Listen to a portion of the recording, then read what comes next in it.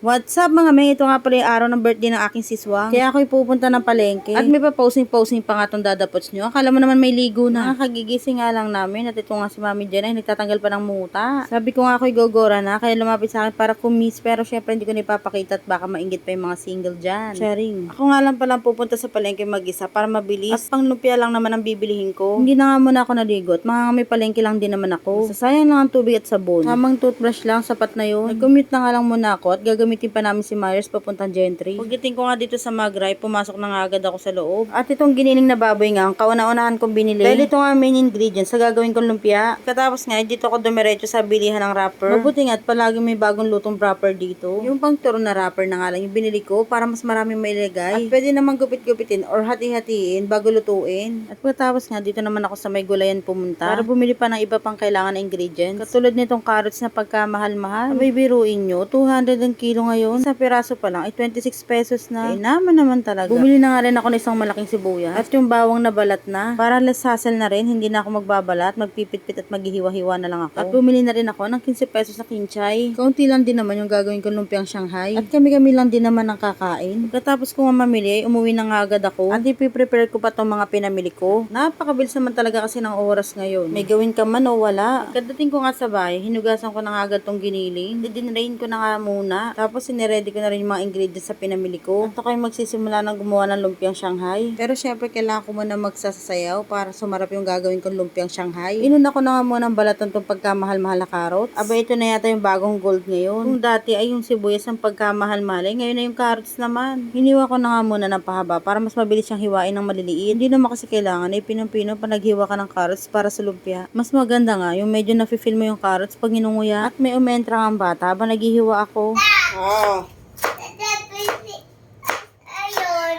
Oh. Mami, yun. Oh. Ayun Ano ba? toothpaste. Yan na lang toothpaste mo. Hindi na kita bibilan ng pambata. Hindi Kaya mo na. Kaya ko na naman. Kaya ko naman. Oh, sige. Ito na lang. Ito na lang din yung toothpaste mo, Colgate. Ganito. Opo. Sige.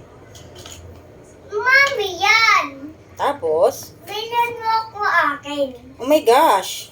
Akala ko isang toothpaste na lang tayo. Ayaw, gusto ko eh. Sa'yo yan, wala ka. Ikaw, yung gusto ko na yan. Sige, okay lang. Busin mo na. Sige, bibilin na lang ako sa... Pili ka naman sa'yo. Inan mo, pugi ako. Oh my gosh, napaka-pogi naman pala. Kanino ka ba nagmana? Ako lang. Ay, ikaw lang. Kala ko, kay ano ka nagmana, kay Dada. Siya. Hindi na niya ako kamukha. Samantalang dati, gusto kong kamukha ako. Kunwari, professional ako sa pak. Pagkatapos kong hiwain yung carrots, ay isinet aside ko na nga muna. At itong bawang naman ang aking hihiwain. At syempre, inugasan ko na muna. Tula na itong balat, itong binili ko. Kaya kung katulad nyo rin ako na tamad magbalat ng bawang, ay bumili na lang din kayo ng balat na. O wala ng balat. Basta yun na yun.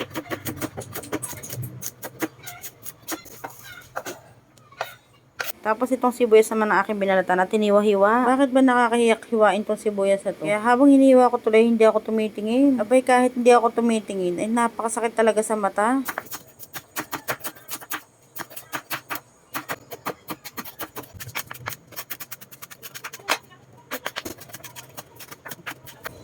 Aroy, nakakayak naman talaga. And last but not the least, itong kinchay naman ang hiniwa ko.